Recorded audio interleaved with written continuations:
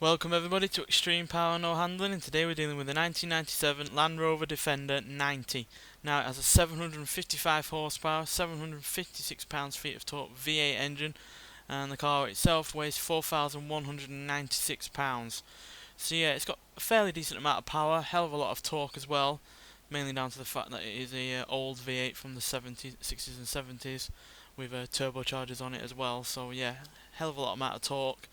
But it does weigh a fair bit as well. But despite that, thanks to its power and its all-wheel drive system, it can do 0 to 60 in 3.101 seconds, 0 to 107.186 seconds, and goes to a top speed of 174 mile an hour, which is pretty decent for a what is practically a box on wheels and weighing more than 4,000 pounds. So yeah, pretty good in terms of acceleration. Speed is pretty good as well, but then again, we're not going to get up to that on this track.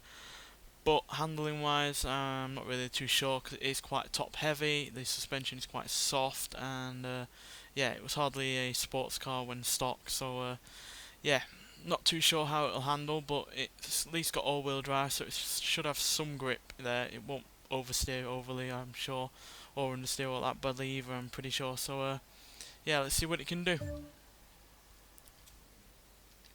Now we've not taken all that many old off-road vehicles, and I know this is the late 90s, but the car itself is still based off an old design, so yeah, not too sure. And we're in this view as well, so I can see over the top of the car, because I'll show you. That's the view from the normal one, so yeah, we need to go here so we can actually see where we're going.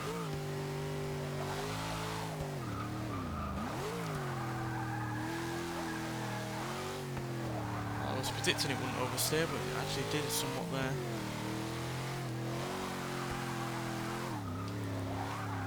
As you can see, soft suspension, bit of over rolly.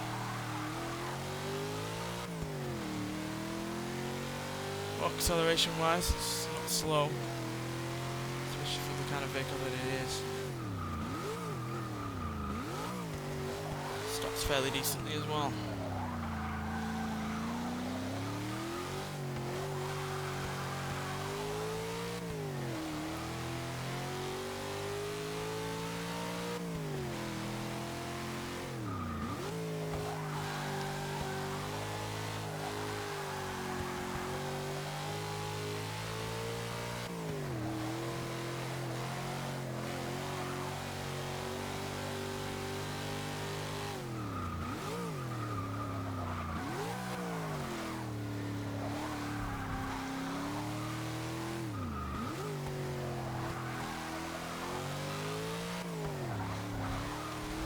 It's a pretty good lap time, 1 minute 26.505, especially from this kind of vehicle, so yeah, certainly not as hopeless as you might just think, considering the suspension and the weight and the aerodynamics and etc.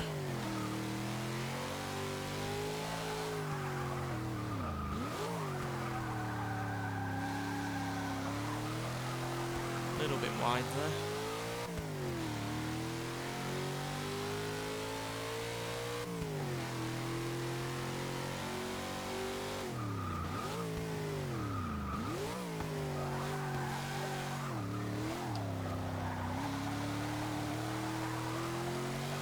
Considering it's got a much bigger engine with turbochargers at the front than it did originally, understeer really isn't an issue, it's more oversteer than anything, which I wasn't expecting, but it's understandable why, given with all this extra power.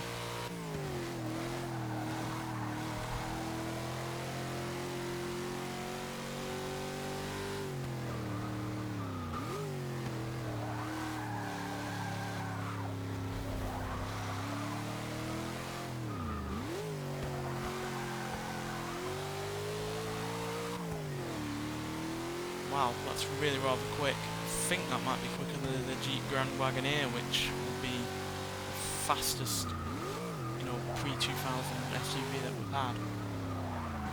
So, yeah, looking like it's up for a good time.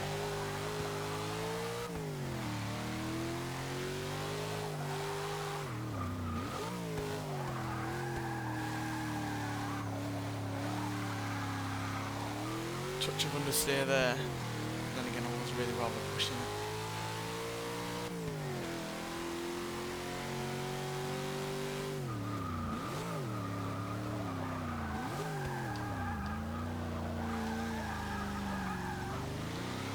eke some time out of doing a bit of late braking there, but I don't think it really worked.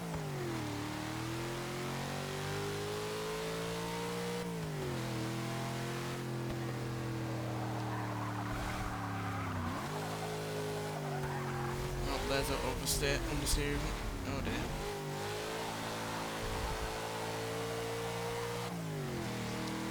Yeah, not a good last lap this one.